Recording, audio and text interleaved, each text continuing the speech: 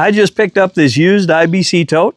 I'm going to be using it for drinking water and household water use at my off-grid cabin. And today I'm going to show you what to look for when you're purchasing one of these and how to clean one. IBC totes can be a cheap water storage solution as long as you find the right one and get it cleaned up right. I picked this one up on my local marketplace for $100. If you're going to be using this for drinking water and household water storage, make sure you pick up a good, clean, one-time use tote. The main thing that you're going to be looking for when you purchase one of these used is that the stickers are intact. This one says right on it that it's a food grade container, and it tells you here what was stored in it. If you don't understand what was stored in it or not sure about it or these stickers are missing, don't buy it. Pick up something else. You want to make sure you know what was stored in that thing last.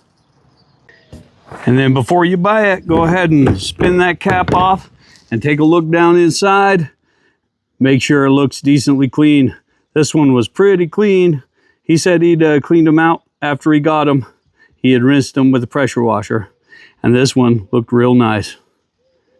Looked like a good, clean tote. It had only been used once. All the stickers are intact. So this was a good purchase. Okay, the things that we're going to need to get this clean is a sprayer for your hose or a pressure washer if you have one. Sprayer will work okay most of the time though. Dish soap, a little bit of Dawn dish soap. I got some Clorox bleach here. You want the regular kind that doesn't have the no splash, that doesn't have the extra chemicals in it. I like to have a step stool because I'm a bit of a short guy, so I can stand up there and look down in there, make sure I'm getting it good and clean. And then the last thing that you're going to need is a pickup truck or a trailer. And I'll show you why you're going to need that here in a little bit. We'll start by removing any caps and opening the valve.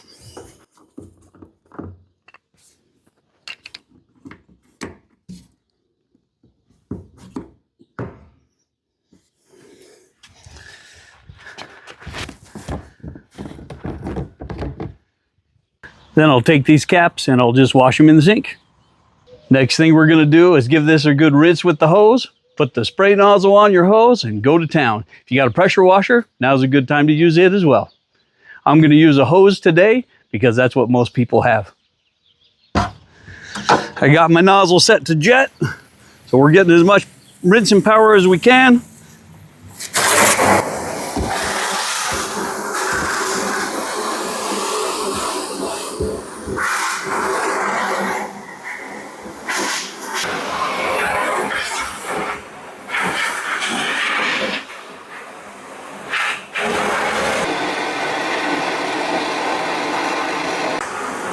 Reach down in there and you can rinse the top with your hose.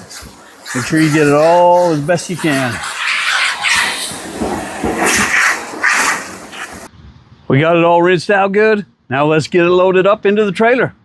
You can do this in the truck as well, but go ahead and get it loaded up while it's empty. I got this all loaded up in my trailer. I got it strapped in so that it doesn't move anywhere. Now we're going to fill it about 3/4 of the way with water.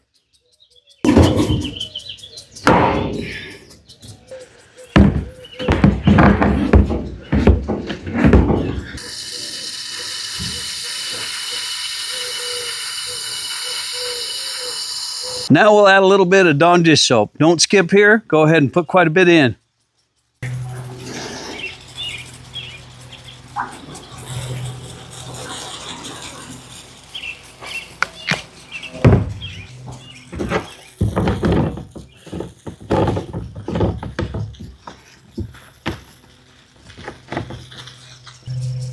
Now we just got to go for a drive, put on some tunes, and let the county road do the work.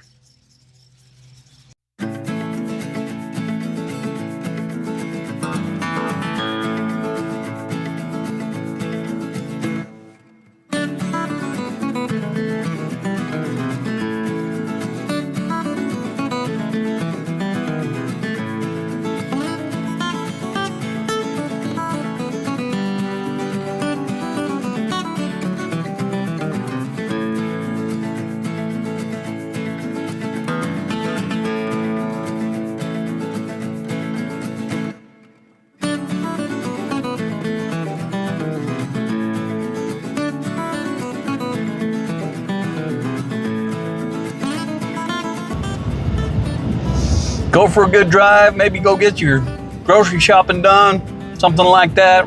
Rougher roads the better. Hit the brakes a few times. Nothing too crazy, you'll feel it moving around back there, but let the roads do the work. Now that we've driven around quite a bit and let this thing get all clean, we're gonna go ahead and drain it and rinse it good. Be sure to take the cap off when you drain it. Otherwise, you'll collapse the whole thing.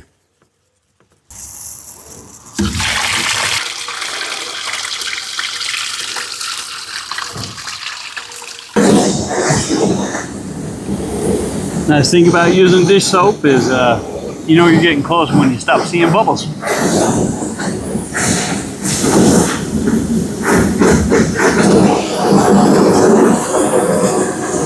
Smells clean. If you don't feel like you got it good and clean, now's a good time to repeat the soap and water process. Now that I've got it all thoroughly rinsed, we're going to start filling it back up and we're going to add our Clorox in. I usually add the Clorox in about halfway to 3/4 of the way so it gives it a chance to mix in. And we're going to put that in at a rate of 1 tablespoon per gallon. And so with a 275 gallon tote that we have here, it's going to take about just over 4 cups. It's like 4.3 cups. So it's just over 1/4 of the gallon jug of Clorox that we're going to dump in there for sanitation.